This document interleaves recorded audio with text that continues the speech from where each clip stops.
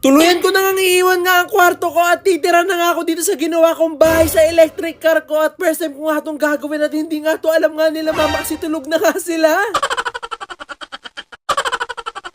Ngayong gabi ko nga bigla nga naisipan na iiwan ko na nga tong kwarto ko at doon na nga ako titira nga sa ginawa ko nga bahay nga sa electric car ko kasi tapos na nga. Kaya habang tulog na nga sila mamaya agad-agad na nga ako lumabas nga dito nga sa bahay namin para nga pumunta dito sa electric car ko na ginawa ko nga bahay para dito na nga ako matulog. First time ko nga gagawin to na dito nga ako tutulog nga sa labas nga ng bahay namin pero hindi nga mismo sa labas kasi dito ako sa loob nga ng electric car matutulog. Kaya naman pagpasok ko na nga dito nga sa aking pangalawang bahay agad-agad ko na nga binuksan nga muna tong electric car ko para magkaroon nga ako ng kuryente nga dito at mabuksan ko na nga rin yung mga ilaw. At dahil medyo maaga-aga pa nga sa mga oras nga na to at hindi nga muna nga ako matutulog kaya naman agad-agad ko nga muna tinabi itong mga higaan ko kasi kakain nga muna ako. Kaya naman agad-agad ko na nga kinuha tong aking lamesa nga na defoldable nga dito nga sa aking likod nga para nga talaga ma-setup ko na nga siya.